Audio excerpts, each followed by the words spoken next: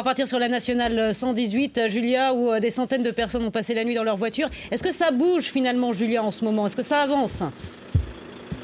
Non, toujours pas. Tout est totalement bloqué. On n'a pas fait 1 mètre depuis que l'on est ensemble, depuis qu'on a commencé cette édition spéciale 6 h du matin. On n'a pas bougé d'1 millimètre. On est toujours bloqué sur cet accès à l'autoroute, comme évidemment de très nombreux naufragés de la route cette nuit.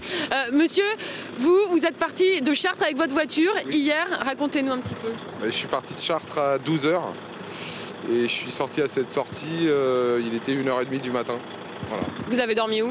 J'ai dormi dans un gymnase à Bièvre, voilà, qui a été mis à disposition par la Croix-Rouge. Merci la Croix-Rouge. Et voilà. Aujourd'hui, vous êtes dans quel état d'esprit ce matin? Fatigué, j'imagine. Au-delà de ça, vous prenez votre mal en patience comme tout le monde, vous êtes un peu en colère. Comment vous sentez les choses aujourd'hui? Je ne suis pas en colère. Alors oui, je prends mon mal en patience, ça c'est clair. De toute façon, il n'y a rien à faire. C'est pas de notre ressort. Et puis, on va attendre que ça se débloque, hein. Que ça dégèle et que ça se débloque.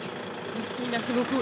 Alors justement, le déblocage, c'est pas pour tout de suite parce que, alors je vous montre juste de l'autre côté, non seulement il y a la file d'accès à cette nationale 118, et puis il y a la nationale 118 elle-même qui est d'ores et déjà bloquée. Donc ces deux voies se concentrent en une seule à quelques centaines de mètres, où il y a un bus tout simplement qui bloque l'accès. Sachez aussi que la nationale 118 est bloquée un petit peu plus haut, donc c'est compliqué. Merci beaucoup Julia Delahaye.